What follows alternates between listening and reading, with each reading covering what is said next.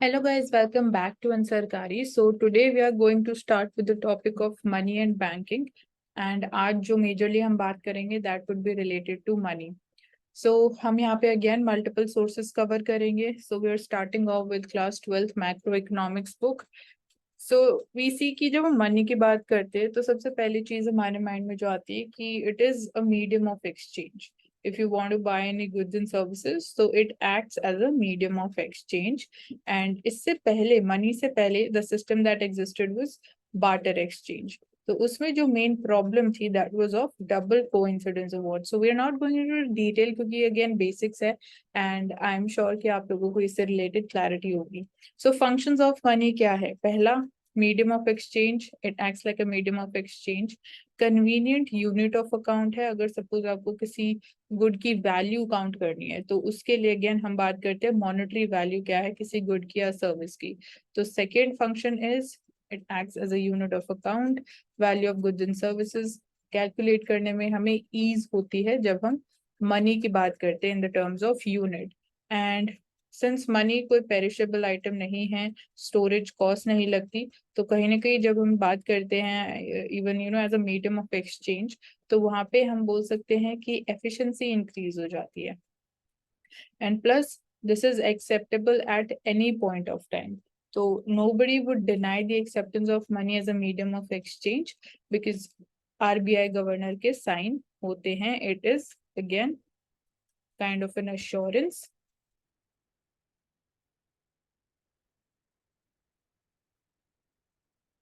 And next function is it acts as a store of value as well. Like you keep certain amount of cash with yourself at your home. And आज के time में अगर हम बात करें current themes, तो we talk about financial inclusion. As you can see financial inclusion. अब इसके बारे में जब आप इस टॉपिक को further deconstruct करते हो तो government schemes कौन सी हैं to ensure to further financial inclusion. Further उसमें क्या चैलेंजेस फेस करने को हमें मिल रहे हैं. एंड अगेन कौन से ऐसे न्यू आइडियाज हैं through which we can overcome these challenges. And even apart from this financial inclusion के थ्रू हम क्या अचीव करना चाह रहे हैं, मतलब इसका बेनिफिट हम कहाँ और लेवरेज कर सकते हैं. All right, and then we talk about digital transactions, we talk about digital economy. आप UPI payments की बात करो, रुपए क्रेडिट कार्ड्स की आप बात कर सकते हो, BharatPe and all of that. These are some platforms so which have promoted digital transactions. Then government schemes की बात करो तो डायरेक्ट बेनिफिट ट्रांसफर्स, इसका हमें इमेंस इम्पैक्ट देखने को मिला है ग्राउंड लेवल पे.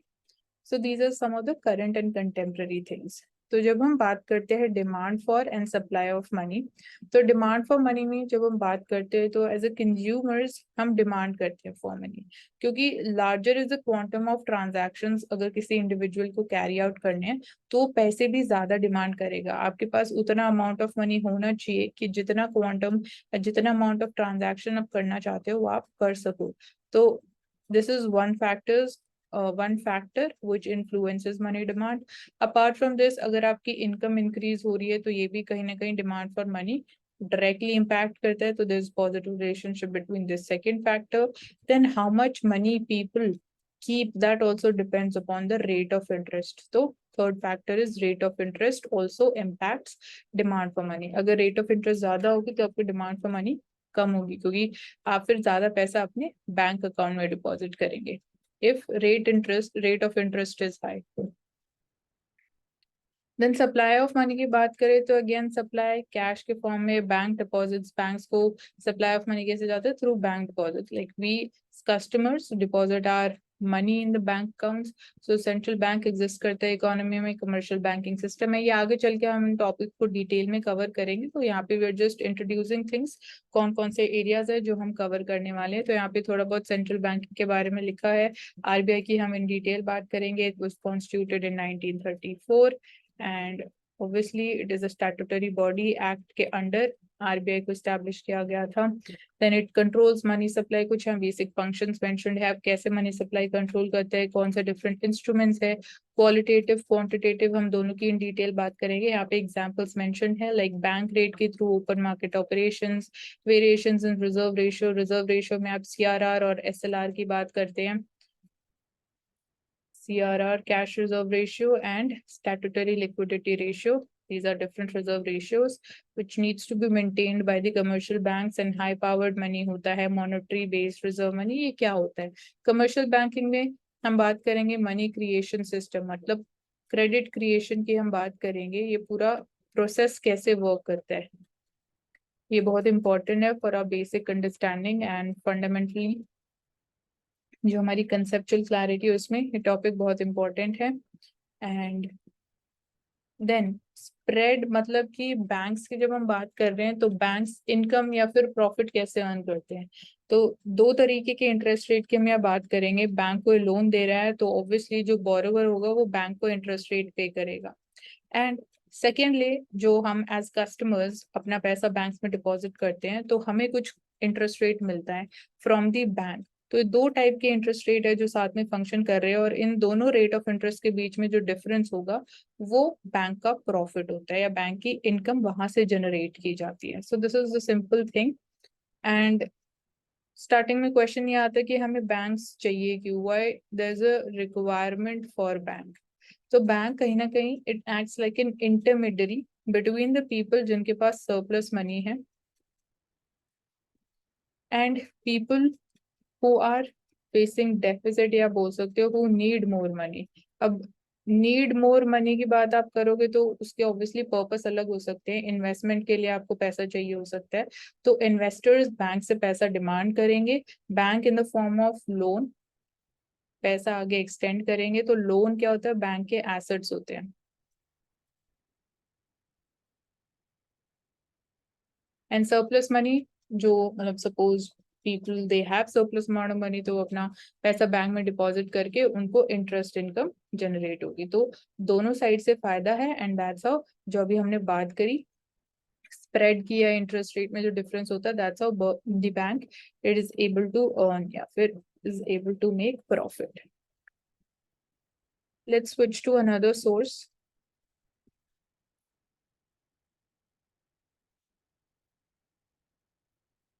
सो अगेन यहाँ पे फंक्शंस ऑफ मनी की बात की गई है। प्राइमरी फंक्शन क्या है, सेकेंडरी फंक्शन क्या है। तो इसमें अगर हम देखें प्राइमरी फंक्शंस में, तो ये हम दो चीजें कवर कर चुके हैं। मीडियम ऑफ एक्सचेंज की तरह एक्ट करता है मनी, मेजर ऑफ वैल्यू है मॉनेटरी वैल्यू एस्टिमेट करने के लिए। सेकेंडरी फंक्शंस में स्टैंडर्ड ऑफ डेफर्ड पेमेंट्स, मतलब अगर आपको फ्यूचर में किसी को पेमेंट करनी है, आपने कोई अमाउंट बोरो की है, तो आप obviously in the form of money आप पेमेंट कर सकते हो। स्टोर ऑफ वैल्यू की तरह भी पैसा एक्ट करता है। पर यहाँ पे एक चीज चैलेंज होता है, अगर इन्फ्लेशन इकोनॉमी में इंक्रीज हो रही है तो आपकी परचेजिंग पावर फॉल होती जाएगी। तो जो आपके पास पैसा रखा है कहीं ना कहीं उससे उसकी जो वैल्यू है that would fall. So the medium of exchange, again हम इसकी इतनी डिटेल में नहीं जाएंगे, बेसिक्स है, this is very simple thing. Liquidity जो हम टर्म यूज करते हैं that is again related to the money supply in the economy. कितना मनी सप्लाई है, अगर ज्यादा है तो हम बोलेंगे कि लिक्विडिटी हाई है। लिक्विडिटी हाई है तो अगेन इन्फ्लेशन भी उसकी वजह से इंक्रीज होगी। बट अगेन जब हम बोलते हैं लिक्विडिटी इज ड्राइंग अप, तो कहीं ना कहीं money supply is reducing in the economy. So कुछ बेसिक टर्म्स हैं। देन हम इम्पोर्टेंस ऑफ मनी की बात करें तो एडवांटेजेस में वीसी के जो बार्टर सिस्टम में ड्रॉबैक्स थे सबसे ज्यादा, तो यहाँ पे हमें सबसे बड़ा एडवांटेज देखने को मिला वो हम ओवर कर सके with the help of money as a medium of exchange. जहाँ पे हमने देखा कि बार्टर सिस्टम में there was the problem of double coincidence of wants, so that was overcome through money. Then money it acts as a measure of value also. So यहाँ पे easily हम value decide कर सके, एक हमारे पास common standard आ गया in hand with the help of money. Otherwise suppose wheat है, बार्टर सिस्टम की अगर हम बात करें वीट है and you want to buy any jewellery, तो इसमें आप कैसे एस्टिमेट करोगे कि ऑब्वियसली बार्टर सिस्टम में आपको गुड्स एक्सचेंज ही करने पड़ेंगे, there was no money at that point of time. तो how can you you know decide कि कितना amount of jewellery would be equal to how much amount of wheat? So this was the problem जो money के through solve होगी। Then as a store of value भी money help करता है, since it is not perishable. तो आप money अपने पास कितने भी टाइम तक स्टोर करके रख सकते हो, but this was not true in case of the goods. And obviously उनको स्टोर करने की भी एक अलग कॉस्ट आपको इनकर करनी पड़ रही थी under the barter system.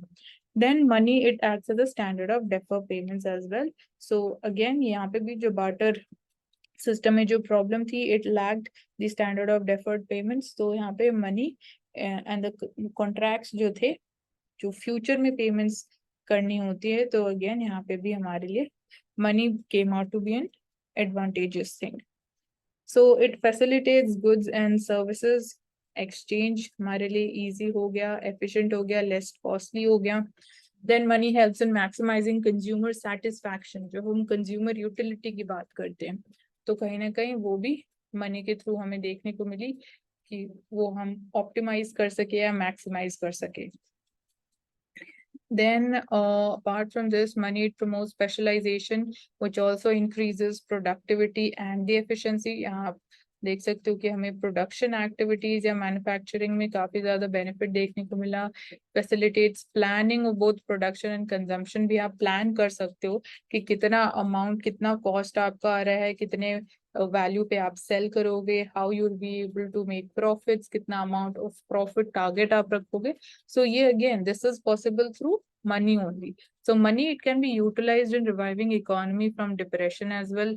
Like again, government investment जितनी ज्यादा करेगी तो डिप्रेशन के टाइम में जितना पब्लिक एक्सपेंडिचर रहेगा, फिस्कल पॉलिसी रहेगी, वो हमें हेल्प करेगी इन terms of coming out of depression या फिर recession. Then money enables production to take place ahead of the consumption, and it is the institution of money which has proved valuable social instrument of promoting economic welfare as well. So whole economic science जो है कहीं ना कहीं money के ऊपर ही based है। Economic motives and जो activities हैं वो मनी की टर्म्स में ही मेजर की जाती हैं। So money is the center around which economic science clusters. Then legal, functional and broad and narrow definition of money की अगर हम बात करते हैं, तो लीगल डेफिनेशन ऑफ मनी क्या है? हम लीगल टेंडर मनी, ऑफन हम न्यूज़पेपर में इस टर्म को रीड करते हैं। तो money that has a legal sanction bye the government, मैंने आपको बोला कि आरबीआई गवर्नर के सिग्नेचर होते हैं ऑन द बैंक नोट्स, तो वो लीगल सैंक्शन है by the government behind it, and that is called the legal tender money.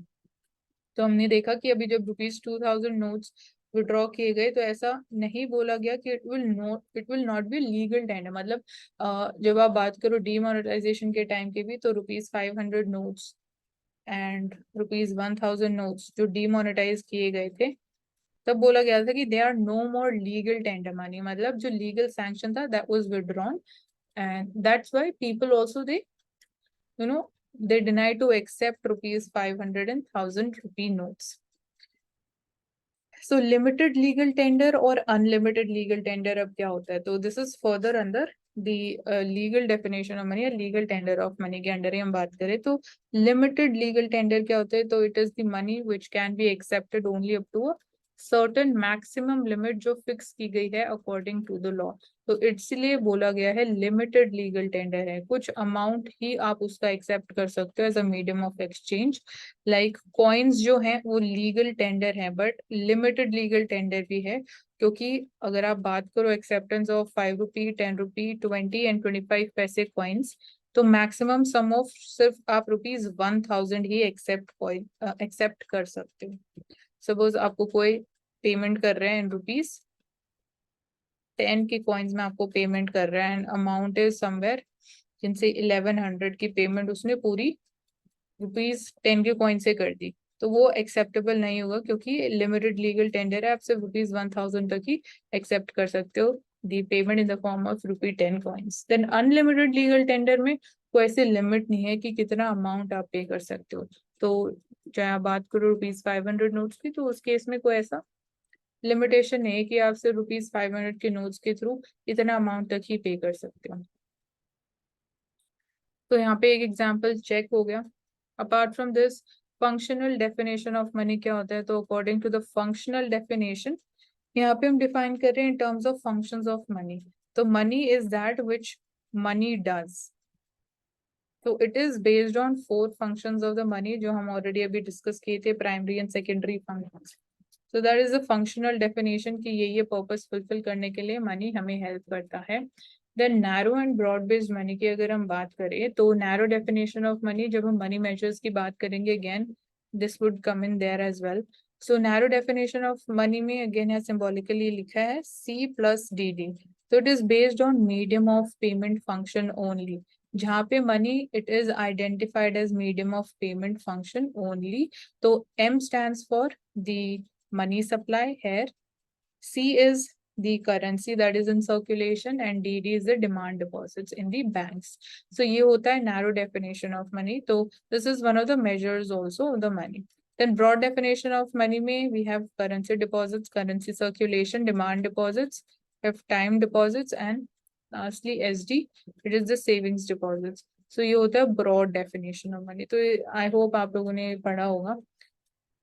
So money और नियर मनी क्या होता है? तो मनी तो हम देख चुके हैं, लीगल टेंडर मनी क्या होता है? तो money is something and it is anything which is used as a medium of exchange, and legal sanction भी होना चाहिए गवर्नमेंट का। तो नियर मनी की बात करें तो it is a close substitute. ये सबसे इंपॉर्टेंट कीवर्ड है जब हम नियर मनी की बात करते हैं। क्लोज सब्सटीट्यूट है of money rather than cash and currency. तो कैश एंड करेंसी तो मनी हो गया। नियर मनी का मतलब कैश और करेंसी का क्लोज सब्सटीट्यूट क्या हो सकता है? That can be commercial bills, it can be your national saving certificates, it can be bonds, equity and shares, and it can be even cheques as well. So ये होते हैं near money, मतलब close substitute है cash और currency के।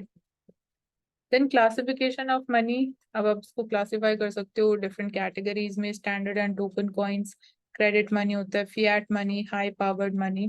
तो standard and token coins जो होते हैं, दीज आर जिनकी फेस वैल्यू जो है that is equal to their intrinsic value. तो ये होते हैं स्टैंडर्ड या टोकन कॉइन्स, मतलब जिस मेटल से करेंसी को बनाया जाता है उसकी वैल्यू और उसकी जो फेस वैल्यू है that would be same. So full bodied money is that money whose value as a commodity of which it is made of the for the non-monetary purposes, it is as great as its value as money. So it is called the commodity value of the money. मतलब gold coin की अगर आप बात करोगे तो जो metal है, gold है, उसकी वैल्यू एंड पूरे गोल्ड कॉइन की जो वैल्यू होगी वो सेम रहेगी। एंड जब आप बात करते हो टोकन कॉइन्स की, तो टोकन कॉइन्स ऑब्वियसली आप बात करोगे जो नॉर्मल कॉइन सर्कुलेट करते हैं। ₹5 कॉइन की अगर आप बात करोगे तो ₹5 कॉइन्स जो मेटल से हम बना रहे हैं, उस मेटल की वैल्यू इंपॉर्टेंट नहीं है कि वो भी ₹5 वर्थ का ही हमने मेटल यूज किया हो to make a ₹5 coin. Alright, तो ये होता है टोकन मनी, जिसमें फेस वैल्यू एंड जो कमोडिटी वैल्यू है वो डिफरेंट होती है। Credit money is that money where the intrinsic value it is less than the face value. तो क्रेडिट मनी सपोज आप बात करो ₹100 नोट की, तो इट इज वर्थ ₹100, बट जो उसकी इंट्रिंसिक वैल्यू है, मतलब अगेन जो पेपर यूज किया जा रहा है, जो रॉ मटेरियल्स यूज किए जा रहे हैं to make a 100 paper note, तो वो सेम नहीं होते। तो इस केस में इंट्रिंसिक वैल्यू कम होती है फेस वैल्यू से, और स्टैंडर्ड में ज्यादा होती है face value. Sorry, token coin में जो वैल्यू होती है, जो इंट्रिंसिक वैल्यू होती है, वो कम आप अज्यूम कर सकते हो। दैट इज बेसिकली कम या फिर मतलब ज्यादा भी हो सकती है, तो वो उतना कोई डेफिनेट नहीं है। But standard sorry credit money में इंट्रिंसिक वैल्यू हमेशा कम रहेगी than the face value. So credit money की जो हमारा बैंक मनी है, जो हमारी normal currency bank note circulation में है, वो होते हैं क्रेडिट मनी। एग्जाम्पल की हम यहाँ बात कर रहे हैं, डेफिनेशन हम देख चुके हैं क्रेडिट मनी क्या होता है। देन क्रेडिट कार्ड्स एग्जिस्ट करते हैं, नॉर्मल प्लास्टिक मनी भी बोलते हैं उसको। फिएट मनी की बात करें तो it is any money that is backed by the order of the government to act as money. तो जो करेंसी इन सर्कुलेशन है that is fiat money. Fiduciary money क्या होता है? It is the money which is accepted as money on the basis of trust that the issuer commands. तो यहाँ पे checks is the common examples fiduciary money में, मतलब आप उसको as a medium of exchange तभी एक्सेप्ट करोगे on the basis of trust. तो जो आपको इशू कर रहा है, सपोज जो पर्सन आपको चेक इशू कर रहा है, अगर आपको उसके ऊपर ट्रस्ट है कि चेक बाउंस नहीं होगा एंड इट विल क्लियर, तभी आप उसको एक्सेप्ट करोगे। तो this is fiduciary money. Apart from this drafts होते हैं, बिल्स ऑफ एक्सचेंज होते हैं, they're also fiduciary money. Then high powered money, monetary base भी बोलते हैं हम इसको। तो it refers to the money that is produced by RBI and the government of India.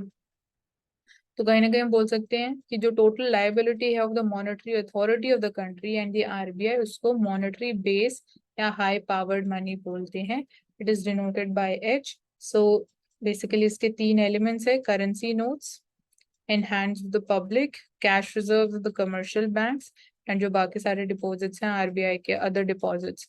So all these three elements collectively form the high powered money. Then liquidity trap की अगर हम बात करें तो liquidity trap, this is the diagram which we use or draw to denote liquidity trap। तो basically यहाँ पे बोला जा रहा है कि y एक्सिस पे हमने रेट ऑफ इंटरेस्ट को प्लॉट किया है, x एक्सिस पे speculative demand for money.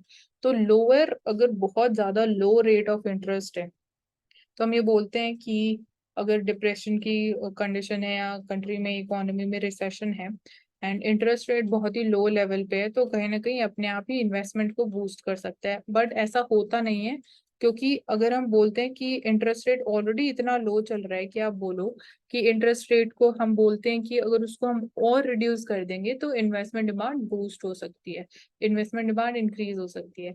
But ऐसा नहीं होता है लिक्विडिटी ट्रैप के केस में, क्योंकि इंटरेस्ट रेट ऑलरेडी बहुत लो लेवल पे है। तो अगर वहां से इन्वेस्टमेंट को और जंप करना होता तो वो नेचुरली भी हो सकती थी, क्योंकि interest rates are already low.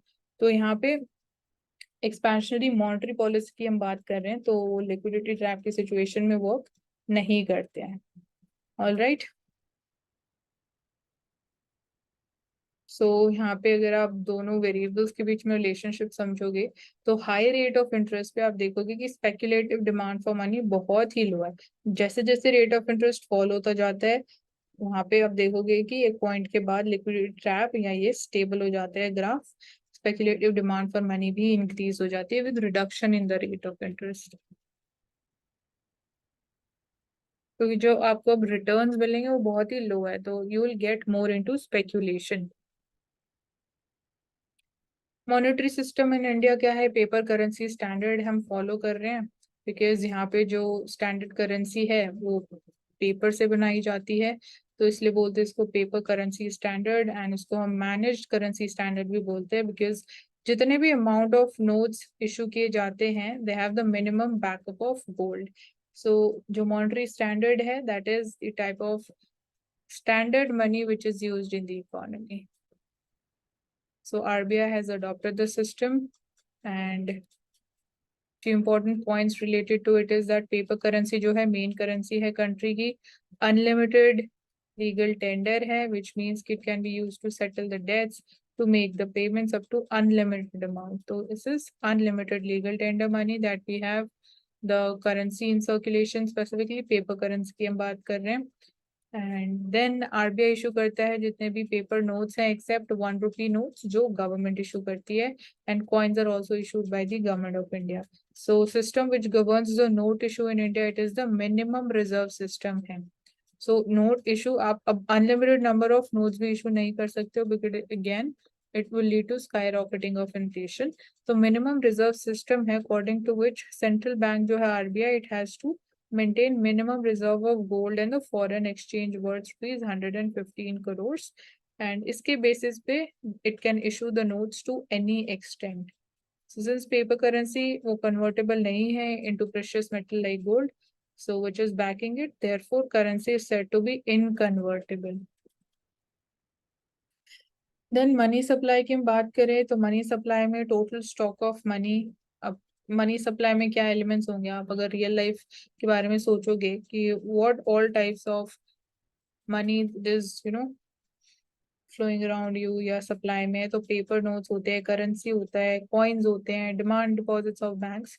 So this is these are few components of the money supply.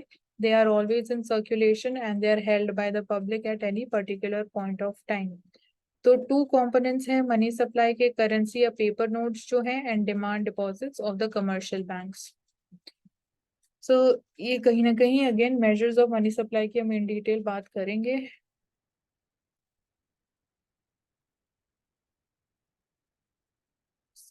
इसको आगे हम डिटेल में लेंगे, यहाँ से will not cover this up. High power money हम ऑलरेडी देख चुके हैं, एक बार इसको फिर से कवर कर लेते हैं. टोटल लायबिलिटी जो है मॉनेटरी अथॉरिटी की, मतलब यहाँ हम आरबीआई की बात करेंगे,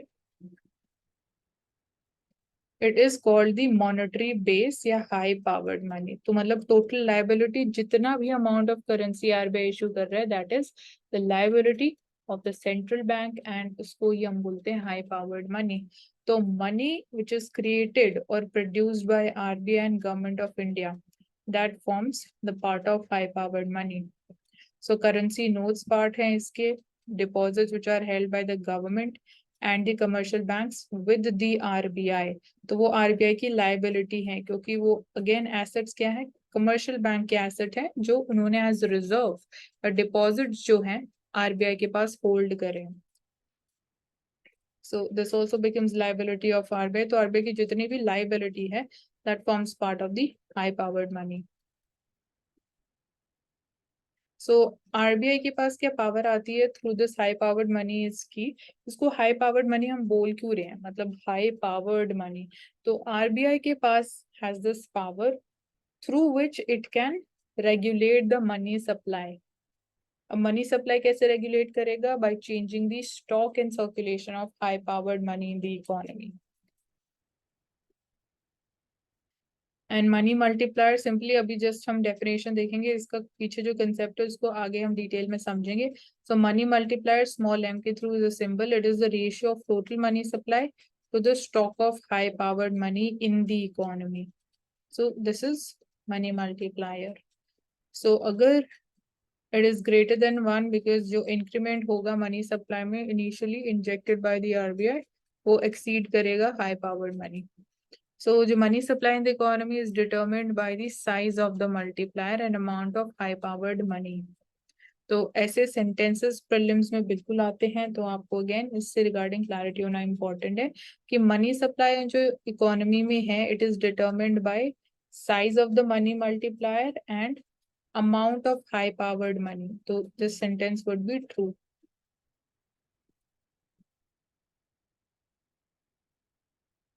सो मेजर्स ऑफ मनी सप्लाई, हम इनको मनी एग्रीगेट्स भी बोलते हैं. तो सी the money aggregate. So narrow money is this currency in circulation and savings account में जो बैंक deposits है, that is narrow money.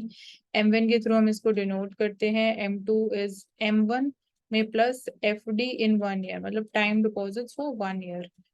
Then broad money हो गया M3. M3 is M2 plus money that will come after 2 years into circulation. So these measures, they were suggested by Y.V. Reddy sir, who is former RBI governor. So RBI takes the stock of money supply in India from time to time on the basis of the money aggregate, the monetary aggregates. And these are three monetary aggregates, M1, M2, M3. M1 narrow base है, M3 is the broad based money. So M1 में अगर in detail हम सारे components की बात करें, तो currency, coins, plus जो पब्लिक एंड डिमांड डिपॉजिट्स हैं issued by the bank, that is the second component. Other deposits by with the RBI, मतलब आरबीआई के पास और कौन से डिपॉजिट्स होते हैं, रिजर्व्स होते हैं, कैश रिजर्व रेशियो जो कमर्शियल बैंक्स को आरबीआई के पास मेंटेन करना पड़ता है. तो ये कॉम्पोनेंट हो गया अदर डिपॉजिट्स ऑफ आरबीआई. तो हो गया नैरो मनी. अब M2 इज M1 प्लस जो टाइम लायबिलिटीज पोर्शन है, डिमांड डिपॉजिट्स का time liability portion, certificate of deposits जो इशू किए जाते हैं बाय द बैंक्स, एंड जो टर्म डिपॉजिट्स है with the bank up to only 1 year of maturity. So term deposits में अगेन आप बात कर सकते हो एफडीज जो हम कराते हैं, but FD again time period होना चाहिए अप टू 1 year या इससे लेस. ऑल राइट, तो ये पार्ट होगा M2 का. M3 की बात करें विच इज ब्रॉड मनी, तो M2 प्लस जो टर्म डिपॉजिट्स है maturing after 1 year, and call और जो टर्म बोरोइंग्स की जाती है within the banking system, मतलब ओवरनाइट मनी जो बोरो किया जाता है ओवरनाइट मार्केट में, तो that forms a part of broad money base, so that is a part of M3. So these are different components of the money aggregates, and जो हमारे old aggregates थे उसमें M1 सेम जैसा अभी हमने देखा, currency deposits, currency in circulation, the bank deposits, M2 था M1 plus जो पोस्ट ऑफिस सेविंग डिपॉजिट थे, एंड M3 में M1 ही हमने प्लस किया plus time deposit with the bank, M4 जो था M3 plus total post office. ये आपको इतना यहाँ पे समझने की जरूरत नहीं है, but you can just go through, क्योंकि अभी हमने जो न्यू सिस्टम है उसको समझा, उसके क्या कॉम्पोनेंट्स है वो समझे, एंड ये ओल्ड एग्रीगेट है, तो अब हम इस सिस्टम को फॉलो नहीं करते हैं। So now will take one article also to connect to the practical aspect. तो यहाँ हम जैसे कि आज हम मनी की बात कर रहे थे, तो बैंकिंग सिस्टम की जो लिक्विडिटी है that turns into deficit for the first time in the current financial year due to incremental cash reserve ratio and tax outflows. तो जैसे कि हम बात कर रहे थे लिक्विडिटी के बारे में, तो समझते हैं। दो रीजन यहाँ क्लियरली स्टेटेड है। तो अभी जो recent monetary policy committee meeting हुई थी उसमें डिसीजन लिया गया था कि बैंक्स को incremental cash reserve ratio maintain करना पड़ेगा, एंड उनको इतना ज्यादा टाइम नहीं दिया गया। तो अभी जैसे हमने देखा कि ओवरनाइट जो बोरोइंग एक्टिविटीज है वो बैंक्स की बहुत ज्यादा इंक्रीज होगी, क्योंकि बैंक्स को इतना ज्यादा टाइम नहीं दिया गया to adhere to this incremental cash reserve ratio. तो लिक्विडिटी इट इज रिफ्लेक्टेड कि कितना अमाउंट ऑफ मनी है इंजेक्ट किया जाता है by the RBI into the system, या कितना ज्यादा मनी रिलीज किया जाता है, मनी सर्कुलेशन कितना इंक्रीज किया जाता है। तो उसके बेसिस पे हमें लिक्विडिटी पता चलता है, मनी सप्लाई इंक्रीज हो रहा है या डिक्रीज हो रहा है इकोनॉमी में। तो that stood at ₹26,644.43 crores rupees on 21st August. So this is the latest RBI data, and since the beginning of the current financial year हमें देखने को मिल रहा है कि RBI एक्सेस जो लिक्विडिटी है उसको अब्सॉर्ब कर रहा है, मतलब मनी सप्लाई को रिड्यूस करने की कोशिश कर रहा है फ्रॉम द बैंकिंग सिस्टम, क्योंकि हमें इन्फ्लेशन को रेगुलेट करना है। तो अगर लिक्विडिटी ज्यादा रहेगी, मनी सप्लाई ज्यादा रहेगा, तो इन्फ्लेशन और इंक्रीज होगी। तो उसको रेगुलेट करने के लिए, कंट्रोल करने के लिए RBI ने डिसीजन लिया कि इंक्रीमेंटल कैश रिजर्व रेशियो भी आपको मेंटेन करना पड़ेगा।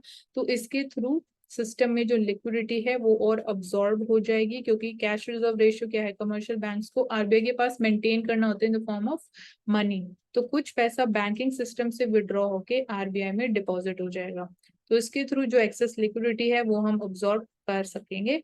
एंड जो टैक्स आउटफ्लोज हमें देखने को मिल रहे हैं उसकी वजह से भी हमारे सिस्टम में, बैंकिंग सिस्टम में लिक्विडिटी ड्राई अप हो रही है। सो ओवरऑल ये आर्टिकल इसी चीज के बारे में बात कर रहा है। एंड ऑल्सो टेम्परेरी मूव जो हमने देखा था ऑफ ₹2000 बैंक नोट्स आपको बैंक में डिपॉजिट करने पड़ेंगे, तो कहीं ना कहीं इसका भी अगेन हमें शॉर्ट टर्म इम्पैक्ट देखने को मिल रहा है। तो सडनली ये जो दो तीन फैक्टर्स हैं सेम टाइम पे वर्क कर रहे हैं, तो उसकी वजह से we are seeing liquidity is declining. And over the last few days, we are also seeing that RBI it has been selling dollars to defend the rupee, which has come under pressure due to rise in the US bond yields and decline in the Chinese yuan. तो we see कि rupee it fell to an all time high. तो यहाँ पे again RBI ने intervention किया in the market so that rupee की value और ज़्यादा depreciate ना हो. And this is also one of the measures जिसकी वजह से again liquidity dry up होगी.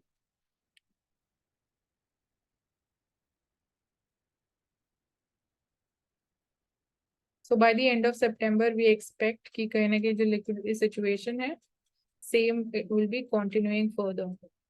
So we expect it is going to remain tight in the system, not to extent that it remains in deficit, but is the call money rate, it should be hugging the call rate or higher than the policy repo rate.